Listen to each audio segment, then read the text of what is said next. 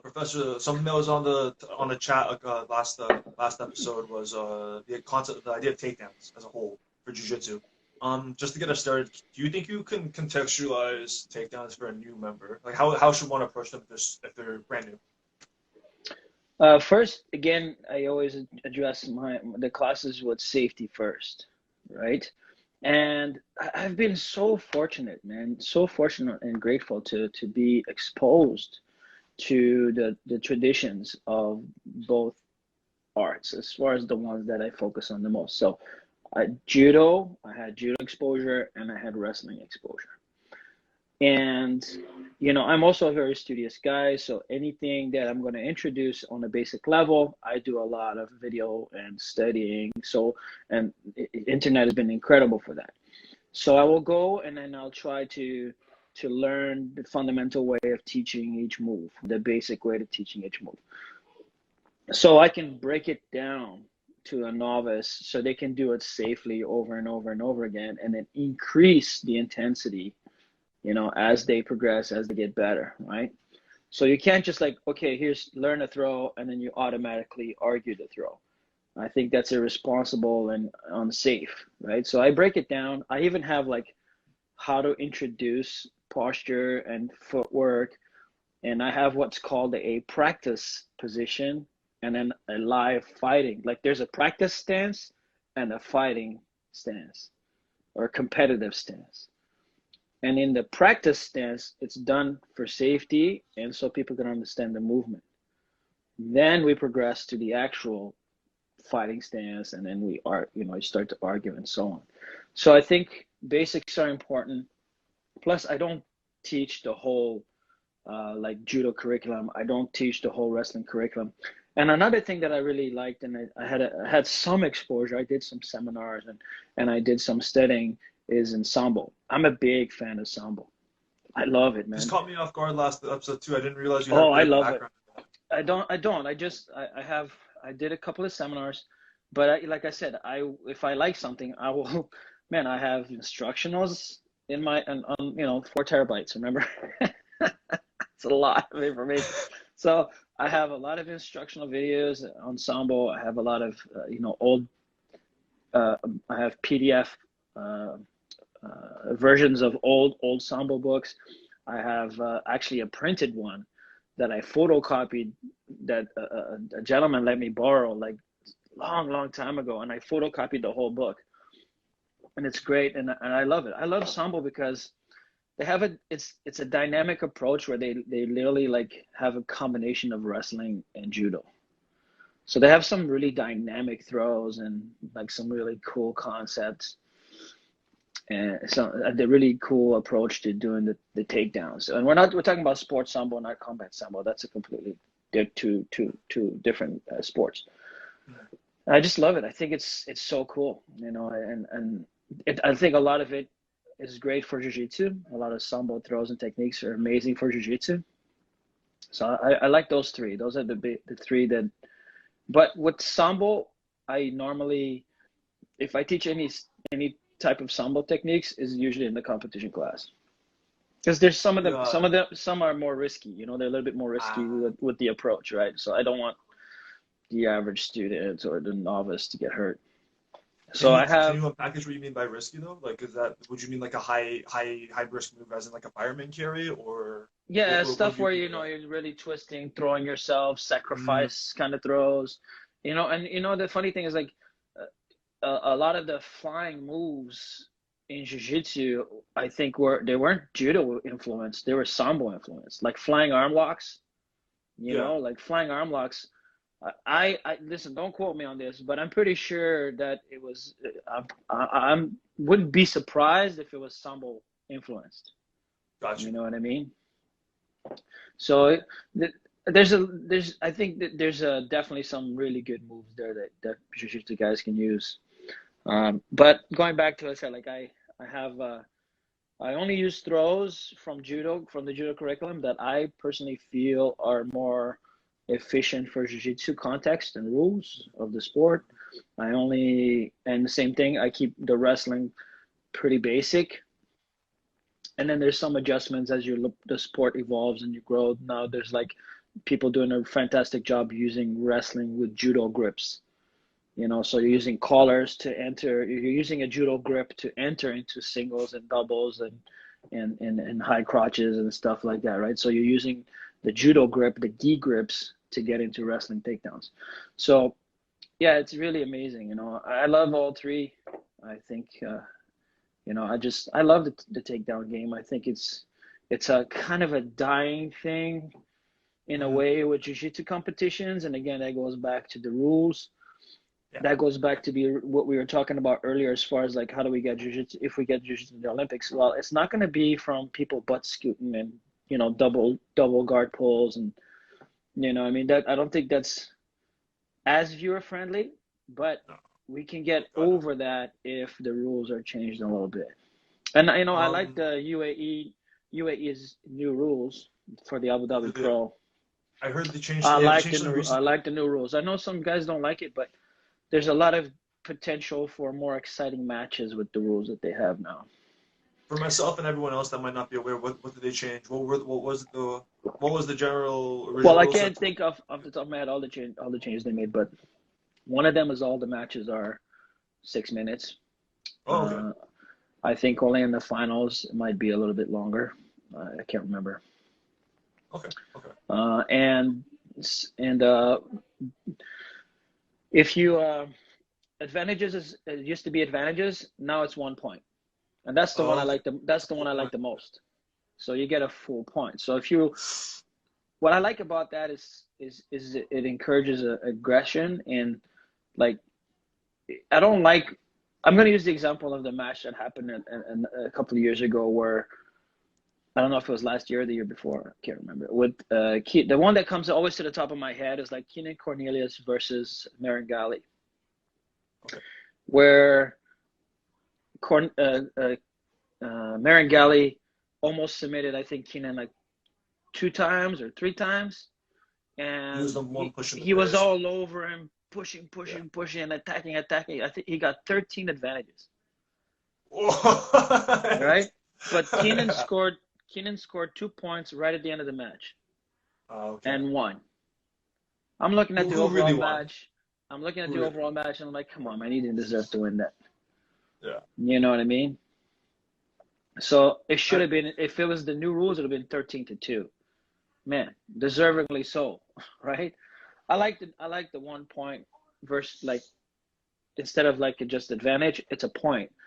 It also simplifies the scoreboard. Like, instead of watching three things, same thing. Penalty is 1 point. If you get penalized, 1 point. So there's only one scoreboard. You don't need to follow three things like points, advantages, uh, penalties, right? so it's literally like dumbing it down for the viewer. Just like if you guys Yeah, person watches, they know exactly. exactly what's going on. Oh, player A Yes. is winning. Yeah. Yeah. So I like the simplified idea of, if you're, again, all of this is to push jiu-jitsu towards an Olympic bid, and I think these are necessary steps. Also, no more referees' decisions. So they go into an overtime, and I think it's like golden point or something, like whoever scores first wins, which is gonna force more takedowns. People are gonna, because if you pull guard, or if you double guard pull and one guy comes up, remember, that's advantage, that's a point. Yeah. Yeah. So nobody's gonna want to pull guard and give the other guy a chance to come up, and he wins. So you're gonna see more takedowns. You're gonna see, I think, more aggression in the throws. You'll see a jockey for that position. I see. I Yeah, see what you're instead saying. of like the guard, instead of the double guard pull, right? So It's I funny think how like it, just a small shift changes the entire dynamic. It's yes, so true. yes. It's so true. But I think that again, is to push action, to push guys to be more aggressive. I find what's happening. What I personally don't like is the way people are approaching the game with their guards. You know, guards are becoming more of what I call pass prevention guards. Right. Right. Like, they're just not letting the guy pass. There's no sweep attempts. There's no submission attempts. It's just like, you can't pass my guard because my guard is so good. So I'm just nullifying the guy, and I find that's frustrating because it happens a lot. It's like, I have a good guard. I have this pass prevention guard, and I just nullify, nullify, nullify, nullify. Okay, there's a couple of maybe a minute left. I make an attempt. I get an advantage. I don't even need to sweep. I almost sweep you. I get an advantage. Okay, Just nullify, get it. nullify, nullify Yeah. the guard, and I win. It's like, man, come on. I understand that everybody's always gonna strategize around the point system and to find the easiest route to the medal, to the win. Mm-hmm. But I think it takes away from the integrity of the art where, your objection should be to submit your opponent, not to win by an advantage. I agree. And You I know, guess if so you're, from a personal I'm perspective, it's always been to me like you wanna if you wanna do this it's based in self-defense and combat, right? Like, so the idea is like you want me dictating where things happen, and I don't think in a practical situation sitting down isn't going to get you anywhere, right? Gunning for the takedown is it's in the spirit of the sport, in my opinion. yeah, I know, but Right. the other thing that kind of that I don't like about that is because it got instilled early on where the guard was always a defensive thing, and if it's been ingrained in the culture of jiu-jitsu where, on a baseline level, if you can't pass my guard, you should lose, Mm. right? Mm. Where I don't like that. If it's a competitive sport and you're chasing the win, I don't like that the onus is always on the guard passer.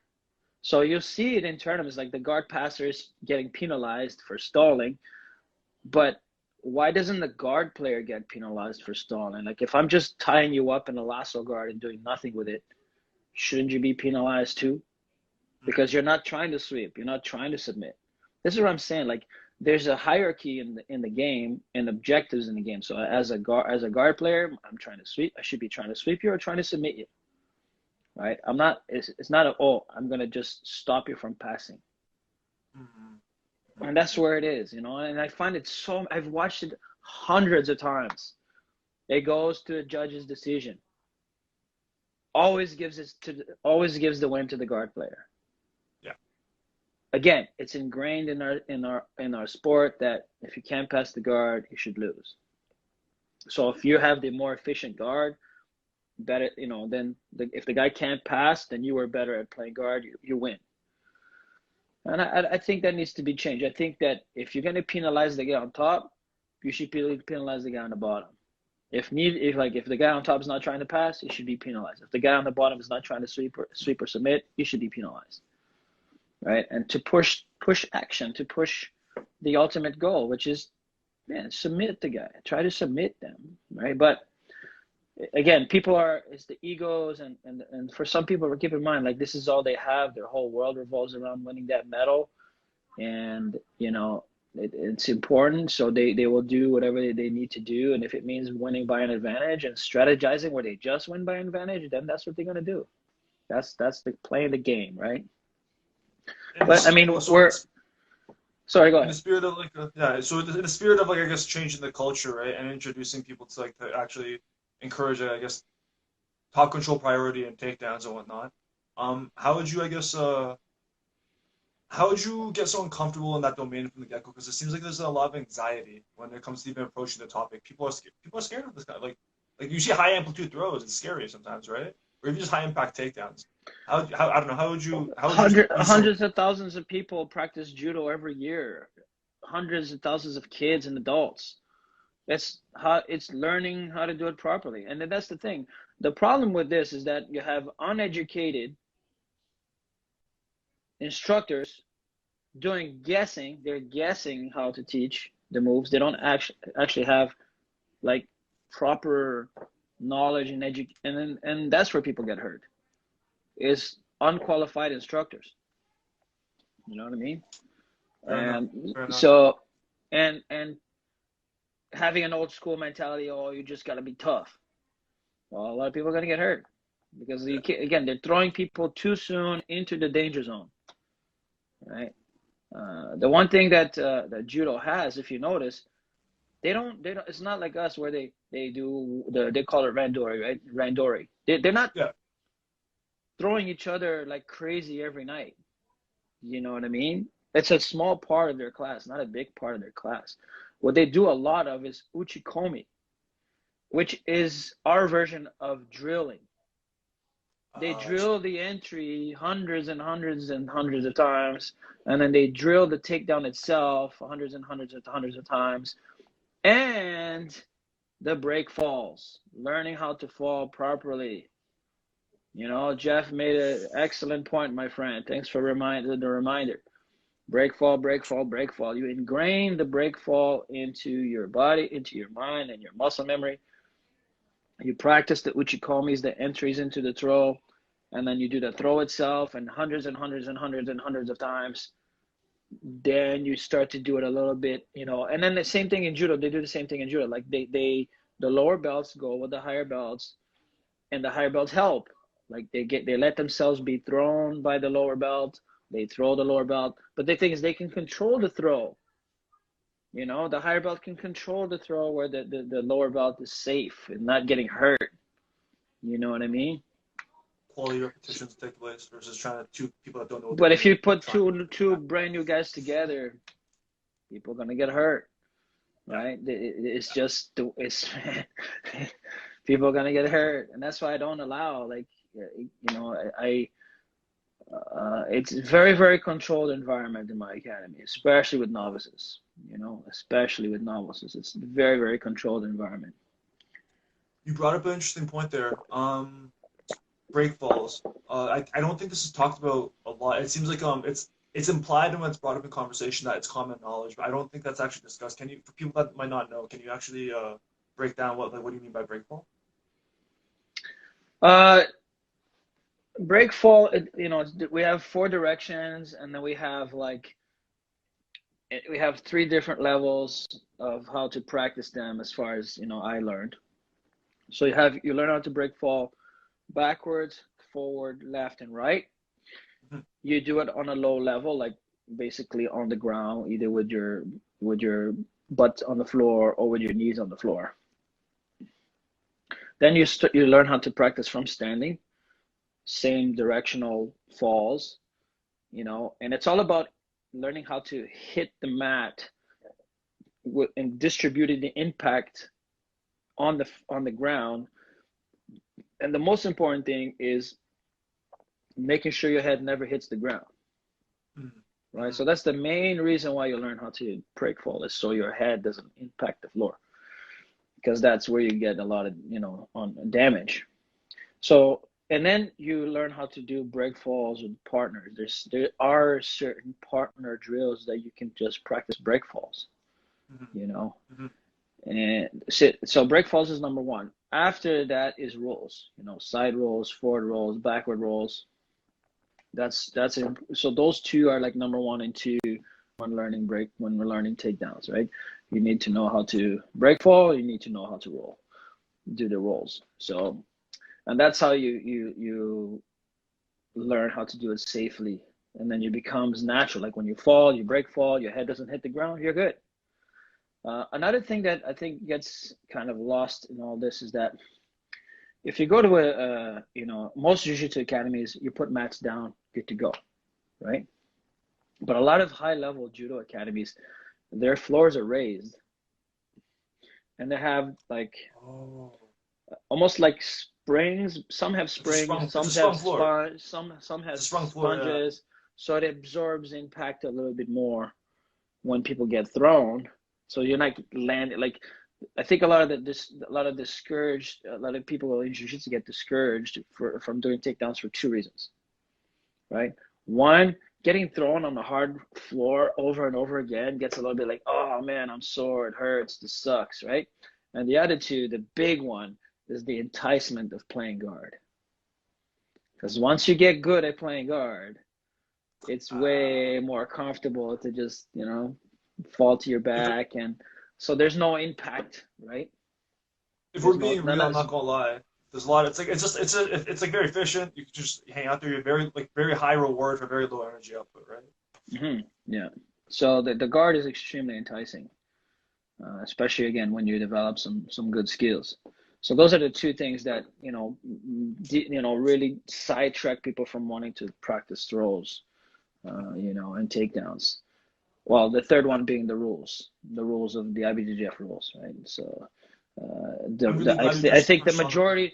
the majority of the lower weight classes, then they're gonna guard pull. You know, it's Yeah. either one person guard pulls or the double guard pull. You know, only the heavyweights or the big boys don't want to guard pull because man, if you get your guard passed by a big guy, a super heavyweight, ultra heavyweight, you're not getting out, right? So they don't want to take the risk of being on the bottom. I've heard of the analogy that like for the higher weight classes, like jujitsu, small man jujitsu and big man jujitsu is different. Big man jujitsu, it's actually a lot. It's actually jockeying for top positions necessary because, as you said, if you're on bottom, it's a lot more. It's a bigger problem, like literally and metaphorically, to get everyone Mm-hmm. underneath there. Mm-hmm. I guess then the realm of like getting the best bang for your buck in terms of competition and takedowns. What would be your if you had to miss just one takedown to master and like just put a lot of your time to it, Oh like what man, your no, fundamental no, is? No, can't do it no, like that. No. no. Because And then just how everybody's would you there's frame body that? types, Please. right? Yeah. There's body types, short, stocky, tall, lanky, right? It's the same thing as the as jiu-jitsu. Okay, you teach the fundamentals, the basic ones. You know, okay, you have your judo foot sweeps, and then you have your single double leg for wrestling, right? Let's just say that. Let's keep it simple for that. So make sure you learn those. Those are the basics, you know, the foundation of throwing. And then same as jiu-jitsu, when you have a certain, I introduce a whole bunch of variety, and then you have to pick one or two. It's always two that you gravitate to, that you oh I really like, or you find that you have an easier time with than some other things. It's the same thing with jiu-jitsu. You can't master everything, all the moves, but you're gonna find yourself gravitating to certain things you like, and that's what you should focus on and improve on, is the things that come natural to you, Yeah. right? So it's the same thing with the takedowns. Like I don't necessarily, again, I always encourage a good foundation, but then eventually I want you to specialize in whatever works for you, you know, and that could be different for everybody, you know what I mean? And I do introduce, like I said, especially in the competition class, I'll bring in like some different styles, some different throws, and all I'm trying to see is throwing stuff out there and see what sticks with some people. You know what I mean? And I think it makes it fun for the guys because you know I'm always introducing some new stuff.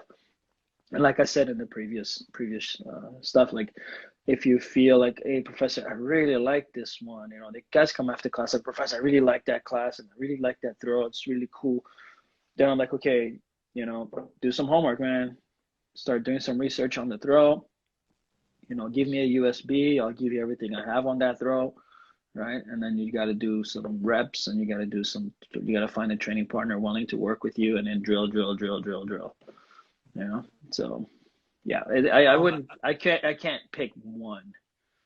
I can't pick one that's like, you know, I think a lot of throws there's so many good throws, it's hard to pick one. Oh, so I and guess let's reframe on that that question note, then. Yeah. even yet, like on that note, yesterday, well, a few days ago, I was going through some of my old stuff, trying to organize my drives, and I found like an old Samba manual from the 70s, you know, and I shared it with my good friend Igor. The funny thing is, he comes back to me, he's like, "Oh, I have that one already. It's in Russian." I'm like, "Cool, brother. Just thought I'd share, man." But yeah, and then I was like kind of going through it, and then I got into you know how the whole belt guard thing that I put up. But the thing is, there's a throwing system that is kind of similar, where you have the belt grip over the top, and Right. Right. Right. it's called the Georgian throw, like from this guy from Georgia, the country of Georgia, and he won a lot of competitions in judo using this particular grip. And I was watching a bunch of stuff on that yesterday, on this Georgian throw or Georgian belt throw. I forget, you know, I'm pretty sure if you type in Georgian judo, it's gonna come up on YouTube, right?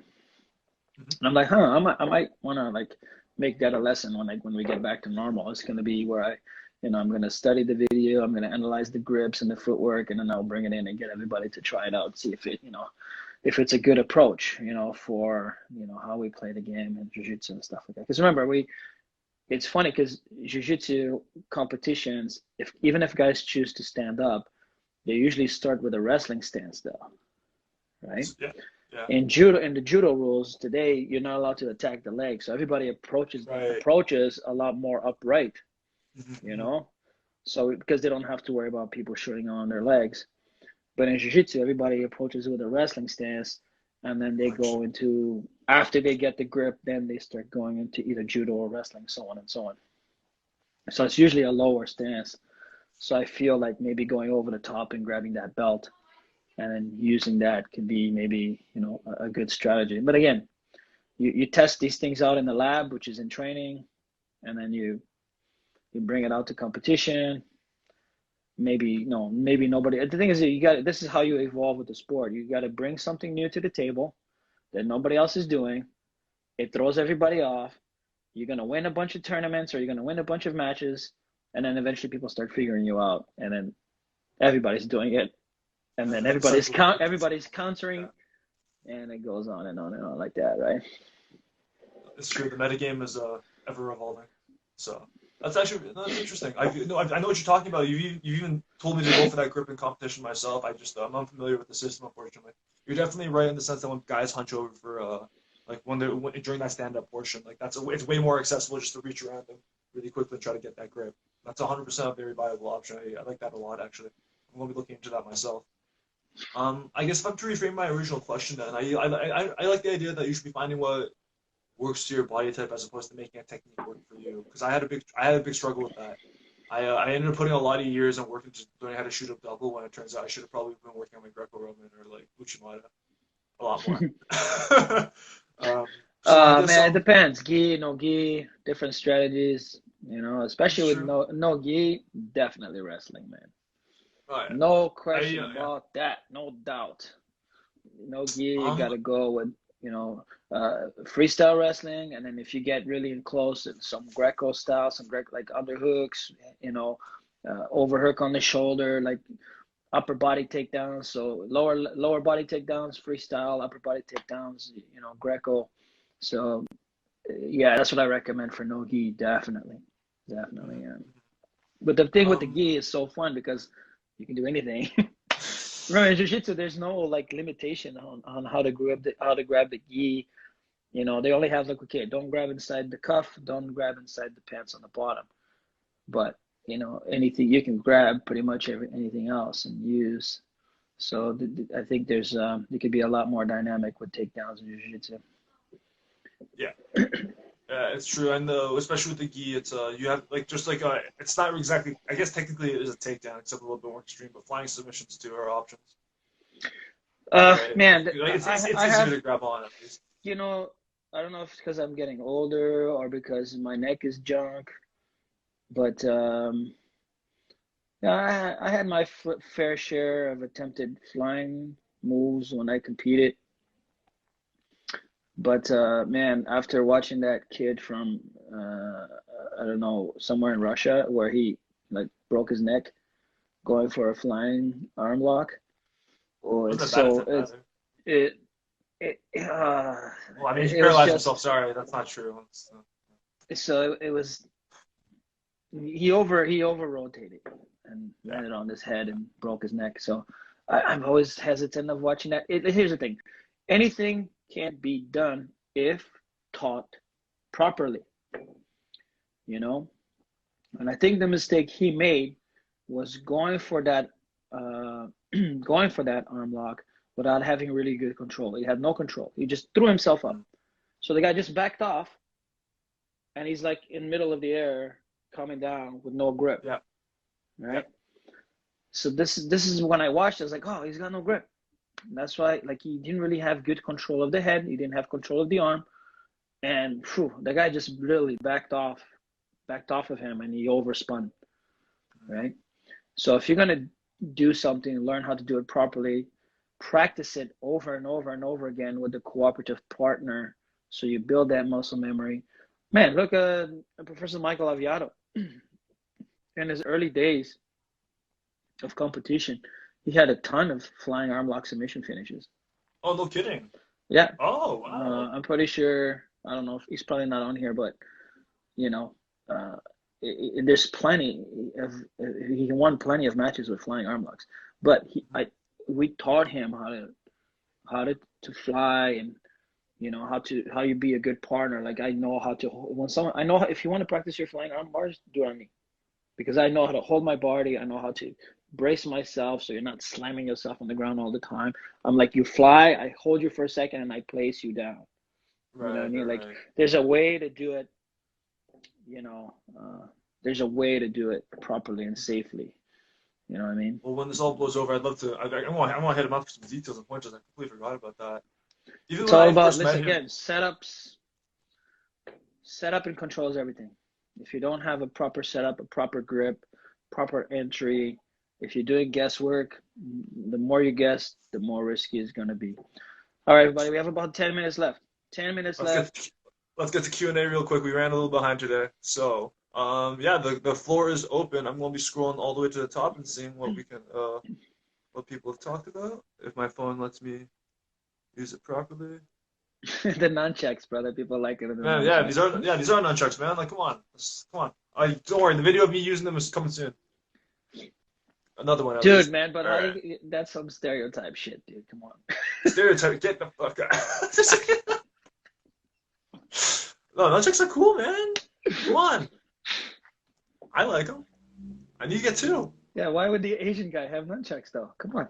Oh, I was literally part of a Taekwondo demo team when I was a kid, man. Like I was like, yeah, I was like, it was my thing. You know, everyone stops and you Dude, use I, nunchucks on I, the I stage. keep that stuff deep in the vault and it's never coming out. You I you're did, talking about this like you're embarrassed about it. dude, I did so many tech. I mean, I'll tell you why I'm embarrassed. I'll be honest. Because, and David Costa, he's my witness because he was part of that process. All right. We didn't have a traditional Taekwondo school. Like, we were ITF. Okay. But we weren't like actually with the federation. But we taught ITF style, International Taekwondo. And we did their katas, we did their everything. But when we did demos, dude, myself and David Costa choreographed all the demos. Oh.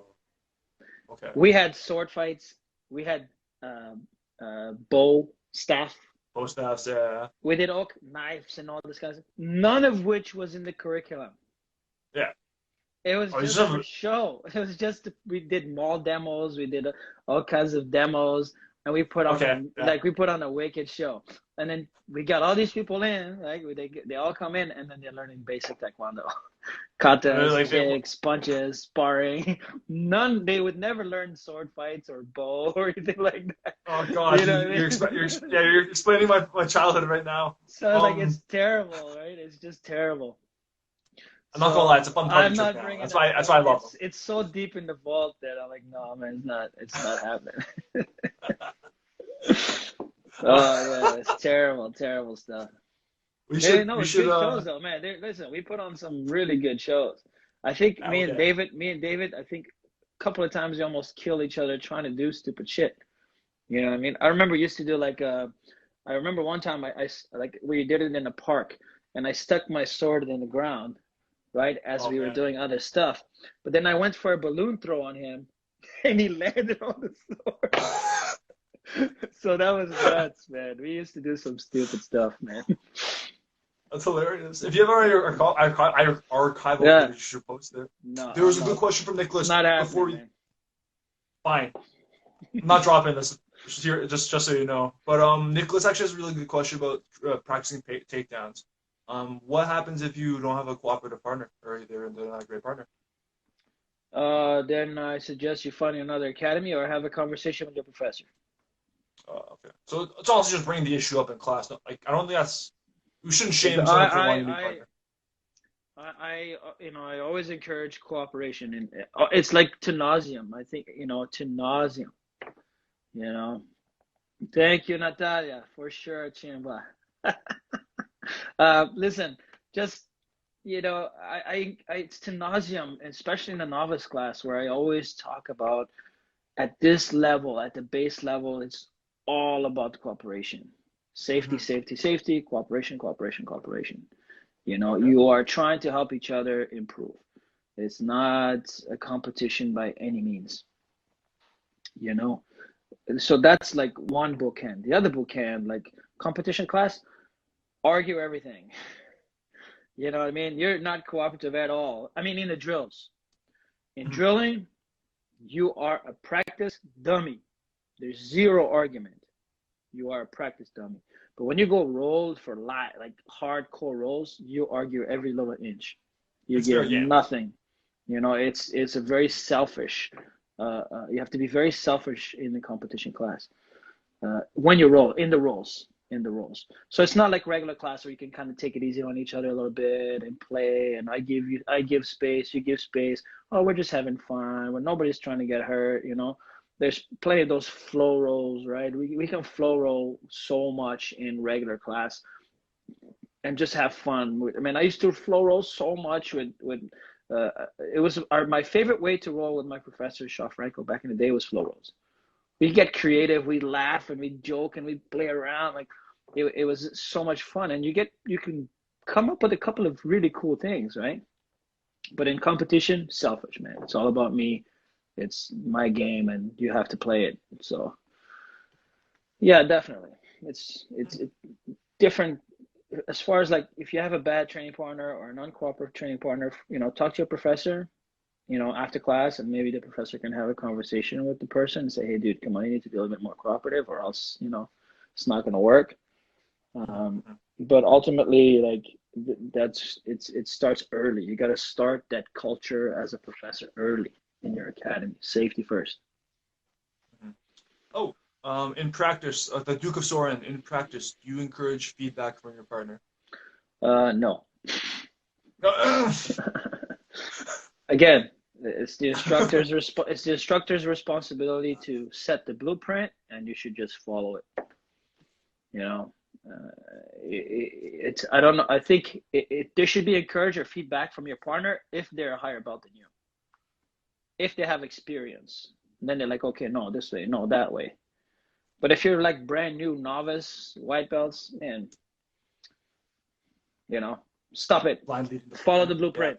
blueprint. Yeah. Yeah. You know what I mean? Don't deviate. Definitely. No deviations, because when you deviate is when you get hurt.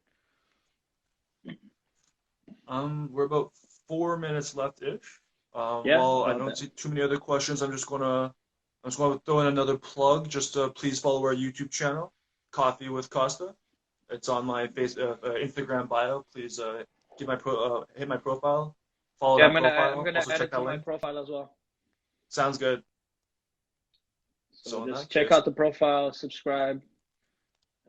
So we need 100 subscribers in order to change our URL, so it's not just gibberish. yeah, no one likes alphabet soup. So Judo for no I would. gi. Do you see it? Judo for no gi. Do you see it? Yeah, I haven't seen that one from Justin Flores. Um, from my understanding, he's a really good competitor. And yes, uh, there's a lot of crossover, you know, in the takedowns, whether it's gi or no gi. There's a lot of stuff that crosses over. It goes back to what I was saying earlier. If you understand the gripping, the controlling methods, then after that is just entry and execution, right? So yes, there's a lot of like if for example we with judo, we have a collar, like same side collar and some kind of sleeve control on the opposite side, right? And then you manipulate your opponent to move their feet, and then you have your entries. The same thing could be done with a collar tie, right? And an over like a collar tie and then a control of the other side arm. You can still manipulate your opponent the same way and do similar throws, that are like crossover throws between there's a lot of throws that are crossovers in the sense that they can be done in judo and they can be done in wrestling. It There's a comes grip down to substitution. it's just the grip. Yeah, it Yeah. comes down to the grip. And Crystal says in Hey, that's all. throwdowns, I. Listen, Nicholas, man, Oh that yeah, the we're. whole cage work is a whole other topic, man. We're not talking about MMA here, man. Like MMA Yeah, is a two. different world. It's a completely different thing. Cage work is Two. a science in itself. And yes, you can use wrestling and you can use judo takedowns against the cage. But we're sticking to like sport BJJ for most of our talks. And what's it called? From Crystal, real quick, 30-second answer. In throwdowns, I know intent to harm in self-defense scenario. What about competition? How should you approach throwing someone there? Sorry, say that again. how would you approach throwing someone in competition? In self-defense, you want to take them out ASAP. In competition, do you try to hurt them? You can. Try to. It's no, no, no. Intent. The intent is to get the person to the mat. Like, Mhm. what you're saying is like, do I want to be malicious or not? Like, sport for me is about winning in a competition mindset. I don't encourage my guys to want to maliciously injure their opponents. It's a consequence. Right. Like if the person makes a mistake or you over rotate or yes, you can be a little bit too aggressive. The person gets hurt. It's a consequence of the sport, but it shouldn't be like I want to hurt this guy. You know what I mean? But in self-defense context, man, I want you to drop them right on their head and crack their skull. So there's a mindset. One is survival. One is just competition. Like Yeah. competition. I believe in sportsmanship. I Yeah. believe in sportsmanship. 30 seconds. Thank you, everybody. Sure. Much love. Appreciate you guys being here. Michael, fantastic job again. Thank you so much. We'll see you Friday. Please have more questions. Please get more involved. Michael, anything else to say? Guys, comment, like, subscribe, do all those things. Tell us what you want to hear too. We're open to feedback. Let us know. Take care, everyone. Take care.